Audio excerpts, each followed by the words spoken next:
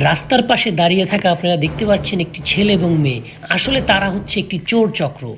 আর এদিকে একজন এনজিও কর্মী মেয়ে একটি স্কুটারে করে একটি রেস্টুরেন্টের সামনে আসলো, আর ওদিকে চোর চক্রটি ফোন দিয়ে আসছে কিভাবে এই স্কুটারটি চুরি করা যাবে।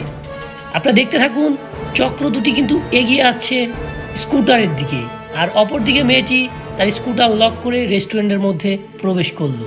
আর এদিকে চোর চক্রের দুজন, দেখুন ছেলেটি স্কুটারটি দেখছে, মেয়েটি অপরদিকে ফলো করছে এবং আবারও তারা দুজন খুব ভালোভাবে স্কুটারটি পর্যবেক্ষণ করছে। এরপরে দেখুন মেয়েটি রেস্টুরেন্টের ভিতরে ঢুকে গেল। দিদি, আমি এই ঠিকানাটা বুঝতেছি না, একটু দেখেন তো এখানে নাকি। ওই এইখানে ঠিকানা তো ভালো করে বোঝা যাইতেছে না, আমি বুঝতে পারতেছি না, অন্য কারো জিজ্ঞাসা করতে পারেন। আচ্ছা দিদি, অনেক ধন্যবাদ। আচ্ছা ঠিক আছে।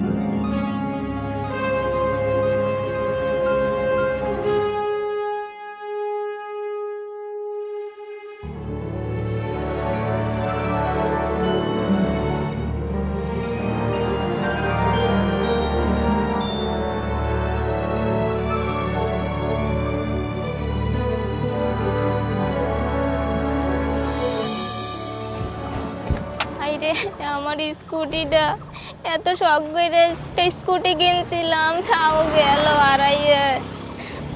রে স্যার। জি বলেন। স্যার আমি একটা বড় সমস্যার মধ্যে আছি, এর জন্যই স্যার আপনার কাছে আসছি। স্যার আমি কয়দিন আগে একটা নতুন স্কুটি কিনছি, আর ওইটা নিয়ে আমি রেস্টুরেন্টে গেছিলাম, আর আমার ওই স্কুটিটা স্যার চুরি হয়ে গেছে। স্যার স্যার আপনি একটা ব্যবস্থা করে দেন স্যার। আপনার কাছে কোনো প্রমাণ আছে? হ্যাঁ স্যার প্রমাণ আছে, ওইখানকার সিসিটিভি নিয়ে আসছে, আপনি দেখেন স্যার, এই যে এখানে সব কিছু আছে। আরে এরা তো এক সপ্তাহ আগে ছাড়া পাইছে, এদেরকে তো আমি চিনি। স্যার তাড়াতাড়ি এদের ধরার ব্যবস্থা করেন স্যার, আমার অনেক শখের স্কুটিটা স্যার। বুঝতে পারছি, এরা আমার কাজটা হইতেছিল। কোন দিকে গেছে বলতে পারবেন? স্যার আমি তো বলতে পারবো না। ঠিক আছে চলেন যাই, দেখতেছি। আচ্ছা স্যার তাড়াতাড়ি চলেন। আপনি আসেন আমার সাথে। কিরে তবে এত দেরি? আরে ভাই নতুন মাল বোঝেন নাই, এরা চুরি করতে তো একটু সময় লাগবে তাই না? না মালটা ভালাই আছে। কয় টাকা নিবি ক? ভাই এটা মার্কেট প্রাইস 1 লাখ টাকা, ঠিক আছে?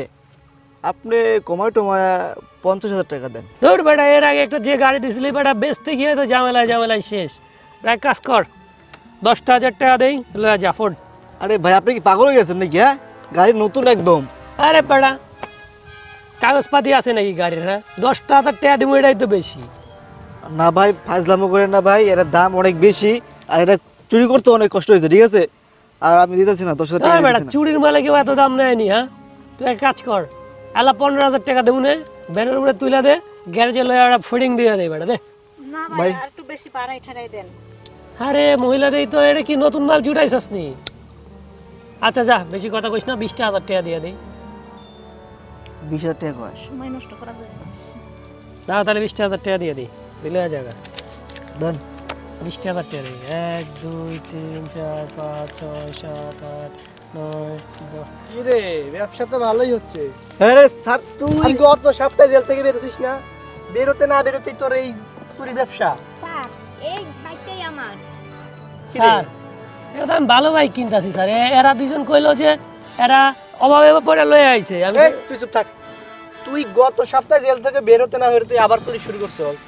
তোর আসলে কুত্তার ল্যাজ জীবনে সোজা হয় না। আর এই মহিলা এত খারাপের খারাপ, তোর গায়ে আমি হাত দিতে পারতাছি না। লেডি কনস্টেবল দিয়ে আজকে তোরে থানায় নিয়ে এমন পিটাবো অবস্থা বুঝতে পারবি। হ্যাঁ স্যার শুনেন, এই চুপ। লয়ে যান, একবারে লয়ে যান তো। তুইও চোর, চোরের মাল কি নাকি ভালো নাকি?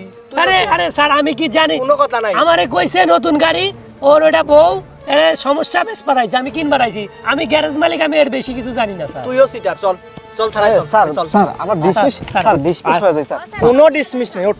স্যার বোঝার চেষ্টা করেন স্যার এই মহিলা আগে বের হইছি আগে হাট। আরে জ্বালাতুরা হুদা হুদা ঝামেলা ভাষা দিলে আমারে। এই আপু, আপনি আপনার গাড়ি পাইছেন? থানায় আসেন, আপনিও আসেন, থানায় আসেন। এই যা, হাট।